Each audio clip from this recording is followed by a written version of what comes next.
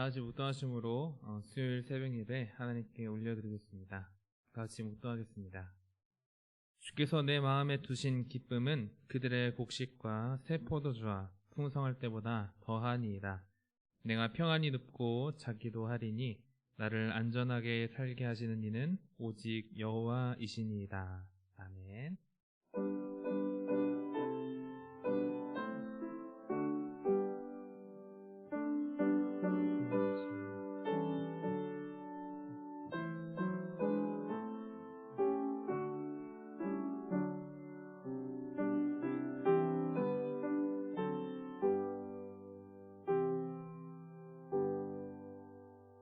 사도신경으로 우리 신앙을 함께 고백하겠습니다.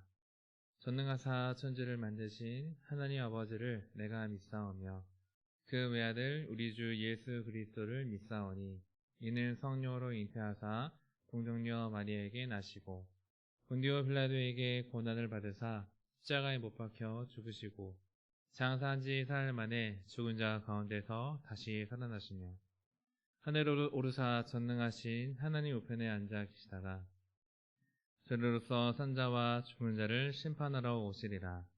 성령을 믿사오며 거룩한 공예와 성도가 서로 교통하는 것과 죄를 사하여 주시는 것과 몸이 다시 사는 것과 영원히 사는 것을 믿사옵나이다. 아멘. 다 같이 찬송가 246장 함께 찬양하겠습니다. 찬송가 246장입니다.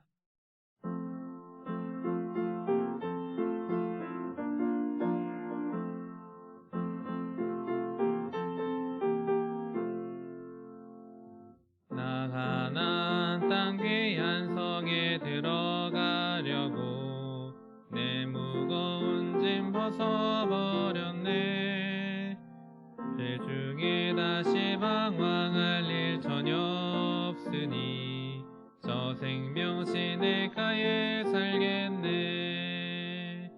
길이 살겠네. 나 길이 살겠네. 저 생명 시내가에 살겠네. 길이 살겠네. 나 길이 살겠네. 저 생명 시내가에 살겠네. 그 불과 구름 기둥으로 인도하시니 나가는 길이 형통하겠네. 그 요단강을 내가 지금 건넌 후에는 저 생명 시내가에 살겠네. 길이 살겠네. 나 길이 살겠네. 저 생명 시내가에 살겠네. 길이 살겠네. 나 길이 살겠네. 저 생명 시내가에 살겠네. 내 주린 영혼 만나로서 먹여주시니 그 양식 내게 생명 되겠네. 이후로 생명 양식 주와 함께 먹으며 저 생명 시내가에 살겠네. 길이 살겠네. 나 길이 살겠네. 저 생명 시내가에 살겠네. 길이 살겠네. 나 길이 살겠네. 저 생명 시내가에 살겠네. 아멘. 오늘 우리에게 주실 하나님의 말씀은 시편 1편입니다. 시편 1편 1절에서 6절을 함께 읽도록 하겠습니다. 제가 봉독하겠습니다. 복 있는 사람은 악인들의 꾀를 따르지 아니하며 죄인들의 길에 서지 아니하며 오만한 자들의 자리에 앉지 아니하고 오직 여호와의 율법을 즐거워하여 그의 율법을 주야로 묵상하는도다. 그는 시냇가에 심은 나무가 철을 따라 열매를 맺으며 그 잎사귀가 마르지 아니함 같으니 그가 하는 모든 일이 다 형통하리로다. 악인들은 그렇지 아니하며 오직 바람에 나는 겨와 같도다. 그러므로 악인들은 심판을 견디지 못하며 죄인들이 의인들의 모임에 들지 못하리로다. 무릇 의인들의 길은 여호와께서 인정하시나 악인들의 길은 망하리로다. 아멘. 잠시 기도하고 우리 오늘 말씀 나누도록 하겠습니다. 하나님 아버지, 오늘 아침도 깨워주시고 당신의 말씀 앞에 서게 하시니 감사합니다. 간밤의 수고와 또 하루 동안에 감당할 힘을 허락하여 주시고 오늘 말씀을 통하여 오늘을 살아갈 힘과 담대함과 오늘의 말씀을 우리에게 주옵소서. 그러므로 말미암아 그 말씀을 통해 힘을 얻고 그 말씀으로 살아가는 하루 되게 하여 주옵소서. 감사드리며 귀하신 예수님의 이름으로 기도드립니다. 아멘.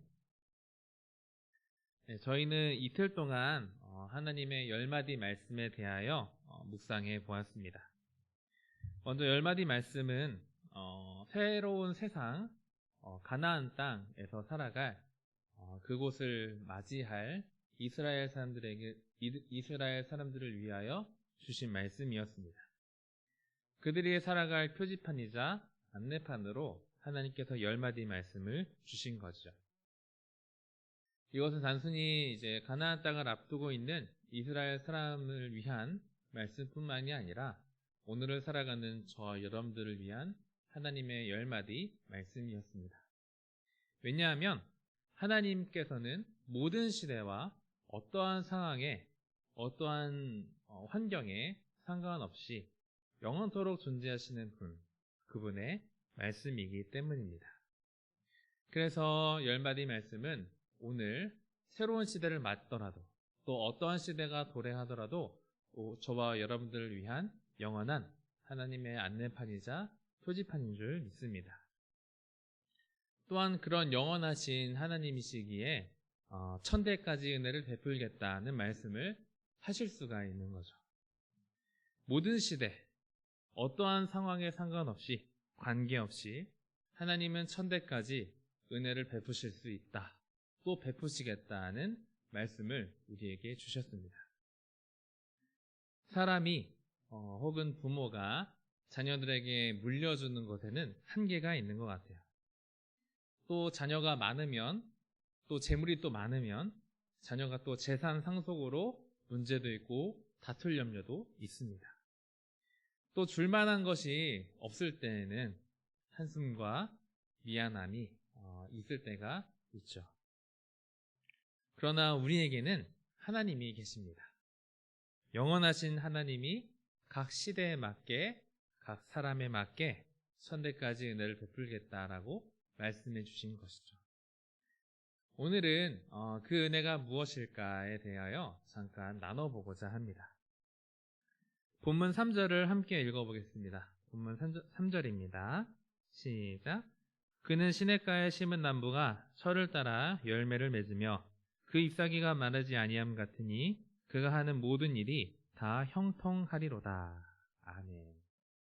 참 많이 듣고 이거 읽으면서 그냥 은혜가 되는 말씀인 것 같아요. 자, 하나님께서 어떤 은혜를 주시느냐? 그가 하는 모든 일이 다 형통하리로다 했습니다. 여기서 형통이라는 단어는 원어로 찰라흐입니다.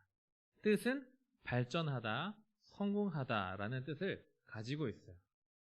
근데 이제 시편 1편 오늘 본문에서 성공이라는 단어에 좀 초점을 맞춰서 저자가 사용을 했는데 그 뜻은 이렇습니다. 그냥 단순히 성공한다가 아니라 성공이라는 결과에 이르다, 성공을 이루게 한다라는 의미가 담겨져 있었습니다. 즉 하나님께서는 우리로 성공적인 결과에 이르게 하신다. 하나님께서는 우리로 성공을 이루게 하신다라는 의미가 이 형통이라는 단어에 담겨 있었습니다. 그 성공의 모습을 성경 저자가 예를 들어서 설명했어요. 바로 3절 앞부분에 있는 시냇가에 심겨진 나무 비유입니다.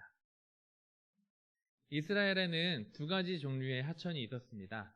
하나는 1년 내내 마르지 않는 강이라고 표현되는 그런 하천이 있었고요. 또 하나는 우기 때는 강으로서 역할을 하지만 물이 흐르지만 건기가 되면 마르는 와디, 건천 이 두 가지가 있었습니다. 쉽게 말하면 24시간 내내 어느 시대에 상관없이 계속 흐르는 강이 있고 비가 올 때만 잠깐 흐르고 그치는 건천이 있었다라는 거예요. 사진을 찾아보니 평소 건천은 보통 말라 있습니다. 비가 올 때만 물이 흐르고 또 비가 그친 뒤에는 다시 말라서 그냥 물이 흘러갔던 흔적만 남아 있었어요. 거기에는 푸르른 풀도 없고 그냥 돌과 흙만 날리고 있었습니다. 하지만 사시사철 흐르는 강줄기를 보니까 그 물줄기를 따라서 그 옆에 수많은 나무들이 그 물줄기를 따라서 자라나고 있었습니다. 파란 물결을 따라서 푸른 잎사귀 나무가 이렇게 청청하게 피어 있었던 것이죠. 그런데 그 강줄기를 조금 벗어나자마자 바로 다시 황량한 광야가 펼쳐져 있었습니다. 오늘 저자가 이 모습을 보면서 하나님께서 주시는 형통함을 설명하고 있는 것입니다. 저는 이 개인적으로 오늘 말씀을 좀 묵상하면서 시냇가를 만난 것 자체가 은혜라는 생각이 들었습니다. 한번 상황을 한번 생각을 해보죠. 나무 씨앗이 돌아다니고 있었습니다. 바람에 날리든 새가 이렇게 돌아다니다가 이렇게 내려놓든 어쨌든 이제 나무 씨앗이 돌아다니고 있었어요. 어떤 씨앗은 광야를 만납니다. 거기에 떨어졌어요. 뜨거운 햇볕을 보지도 못하고 그 안에 담겨져 있던 각양각색의 열매와 또 잎사귀를 내지도 못하고 말라서 죽고 말았습니다. 어떤 씨앗은 건천을 만났어요. 씨앗이 내렸을 때는 비가 왔습니다. 여기는 그래도 살만하구나. 뿌리를 내리고 잎사귀를 내었습니다. 하지만 곧이어 건기가 시작되었어요. 물은 말라가고 뜨거운 태양과 빛을 감당하기에는 역부족입니다. 연약한 뿌리는 말랐고 잎은 타들어갔습니다. 결국 죽고 말았겠죠. 하지만 오늘의 주인공 이 나무 씨앗은 시냇가를 만났습니다. 거기에는 이미 무럭무럭 자라난 나무들이 있었어요. 그래서 그 나뭇잎들이 뜨거운 광야의 햇빛을 막아주어서 어린 잎사귀가 잘 자라날 수 있는 환경이 이미 조성되어 있었죠. 또 시원한 물의 풍요로움 그 속에서 뿌리를 내리고 잎사귀를 냈겠죠. 그리고 이내 오늘 말씀처럼 때를 따라 열매를 맺는 장성한 나무가 되어 있었던 것입니다. 그 나무가 누구냐? 바로 오늘 하나님의 말씀과 하나님 품에 살아가는 저 여러분이라는 것입니다. 하나님께서 저 여러분들의 시냇가가 되어주십니다. 하나님께서 우리가 잘 자라날 수 있도록 이미 푸르른 나무를 조성하여 주시는 그 하나님이 저 여러분들의 하나님이 되신다는 거죠. 또한 하나님께서 잎사귀가 마르지 않도록 풍성한 물과 영양분을 공급해 주시는 은혜를 공급해 주신다는 말씀입니다. 자, 그러면 시냇가에 심겨진 나무에게 주신 은혜는 무엇일까요? 먼저 시냇가를 만난 은혜입니다. 씨앗이 뿌리를 내리고 잘 자라날 수 있는 환경, 그것을 만난 것 자체가 은혜라는 것이죠. 혹 이미 하나님 안에서 자라고 있는 사람이 있지만 아직 와디에서 그냥 잠깐 반짝이다 마는 그런 물에서 살아가는 사람들이 있다면 하나님께서는 그쪽에 흙을 파고 환경을 만들어서 옮겨서 그죠? 하나님을 믿게 되면 자연스럽게 그 시냇가로 옮겨 심어주시는 은혜도 있습니다. 그리고 무럭무럭 자라나는 은혜를 주십니다. 수많은 새들이 오며 가며 쉴 수 있는 나무가 되죠.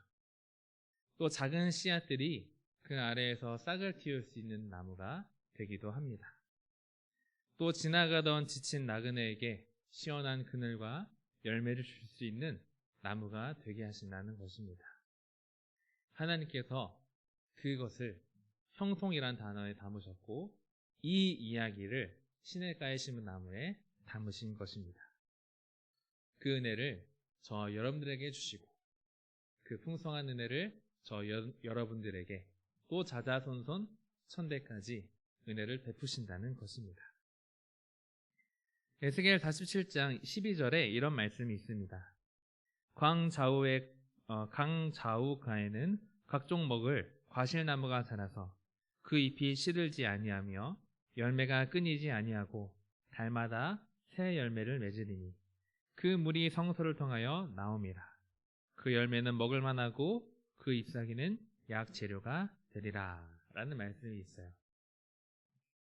에스겔 47장은 성전에서 흘러나오는 물에 대하여 이야기를 합니다. 그 물가에 한 나무가 심겨져 있었는데 그 나무에 어떤 일이 일어났는지 하나님으로부터 흘러나오는 그 생수의 강에 심겨진 나무에게 어떠한 일이 일어나는지를 쭉 설명하고 있는 것이죠. 그 물 곁에서 나무는 각종 과실을 맺는 나무가 된다라는 설명입니다. 또 그 잎이 시들지 않는다는 것은 건천이 아니라 24시간 내내 영원토록 마르지 않는 그 시냇가에 심겨진 나무라는 것이죠. 또 자연스럽게 달마다 열매가 끊이지 않고 건강하고 무럭무럭 자라게 된다는 말씀. 또 그 잎사귀는 약재료가 된다고 합니다. 그 잎이 약재료가 된다는 것은 내가 아니라 타인들을 위한 약재료가 되겠죠. 좀 쉽게 표현한다면 사람을 살리는 사람, 사람을 행복하게 해주는 사람, 기쁨을 주는 사람, 그 사람을 통하여 치료를 받고 위로를 받게 되는 사람이 또 그런 나무가 저와 여러분들이 된다는 것입니다. 왜냐하면 12절에 이렇게 설명을 합니다. 그 물이 성소를 통하여 나옴이라. 왜냐하면 그 물이, 그 모든 것을 공급하시는 물이 성소, 하나님을 통하여 공급되기 때문이라는 것입니다. 즉 하나님께서 그 나무를 만들어 가시고 그런 나무가 되도록 하나님께서 풍성한 은혜를 베풀어 주신다는 말씀입니다. 자, 그러면 우리는 무엇을 해야 할까요? 본문 1절부터 3절을 함께 묵상해 보도록 하겠습니다. 복 있는 사람은 악인들의 꾀를 따르지 아니하며 죄인들의 길에 서지 아니하며 오만한 자들의 자리에 앉지 아니하고 오직 여호와의 율법을 즐거워하여 그의 율법을 주야로 묵상하는도다. 그는 시냇가에 심은 나무가 철을 따라 열매를 맺으며 그 잎사귀가 마르지 아니함 같으니 그가 하는 모든 일이 다 형통하리로다. 1절부터 2절까지 무엇을 설명합니까? 오직 여호와의 율법을 즐거워하며 그 율법을 묵상하는 자들에게 이런 형통함의 은혜가 주어진다라고 말씀을 합니다. 그 말씀은 곧 우리의 시냇가가 됩니다. 하나님의 10마디 말씀이 우리로 열매를 맺게 한다는 것입니다. 하나님의 말씀이 우리로 형통하게 하신다는 것입니다. 세상에는 많은 가치관과 세계관 그리고 가르침이 있습니다. 그러나 그것은 시대의 한계가 있고 경험의 한계가 있습니다. 포스트 코로나 시대에 맞는 교육 방법과 직업 훈련이 요구되는 것을 보면서 우리는 모든 것이 영원하지 않고 한계가 있구나 깨닫게 됩니다. 그러나 하나님의 말씀은 모든 시대를, 모든 세대를 어떠한 세상에서도 변하지 않는 진리입니다. 그 말씀을 오늘도 가까이 함으로 하나님께서 주시는 풍성한 은혜를 누리는 저와 여러분들이 되시기를 예수님의 이름으로 축복합니다. 우리 함께 오늘 말씀을 기억하면서 이렇게 기도하겠습니다. 하나님, 우리로 하나님을 만나게 하시니 감사합니다. 영원한 샘물 되시는 하나님 곁에서 살게 하시니 참 감사합니다. 그 하나님께서 공급하시는 말씀을 가까이 하는 우리가 되게 하여 주옵소서. 말씀이 열매를 맺는 삶이 되게 하여 주옵소서. 특별히 여러 가지 삶의 문제가 있는 성도가 있다면 말씀을 가까이 하게 하시고 형통한 삶이 되게 하여 주옵소서. 오늘 말씀을 기억하며 함께 기도하며 나아가도록 하겠습니다. 기도하겠습니다. 하나님 아버지, 우리로 하나님의 말씀 안에, 하나님의 품 안에 거하게 하시니 참 감사합니다. 우리에게 영원한 마르지 않는 샘물이 되어주시고 영원한 것을 공급하여 주시는 그 하나님의 품 안에 살아갈 수 있도록 은혜를 더하여 주시니 감사합니다. 세상에는 여러 가지 가치관과 세계관과 또 가르침이 있습니다. 그러나 그것은 한시적이며 인간의 지혜와 가르침의 한계와 경험의 한계가 있음을 우리가 고백하지 않을 수가 없습니다. 그러나 당신의 말씀은, 당신의 10마디 말씀은, 성경의 모든 말씀은 또 저와 우리를 또 나를 위한 하나님의 말씀이신 줄 믿습니다. 그 말씀이 우리를 형통하게 하며 그 말씀이 우리의 샘물이 되며 그 말씀으로 인하여 열매를 맺게 되며 그 말씀으로 인하여 우리의 삶이 푸르르게 되는 것을 우리가 고백하고 있습니다. 하나님 아버지, 우리가 당신의 말씀을 더 가까이 할 수 있도록 은혜를 더하여 주옵소서. 당신의 말씀이 계시하신 또 알려주신 그 약속을 기억하며 그 말씀이 이루어지는 삶을 살아가는 우리의 삶이 될 수 있도록 하나님 함께하여 주옵소서. 이미 모든 것을 다 주셨는데 우리가 얻지 못하는 것 같습니다.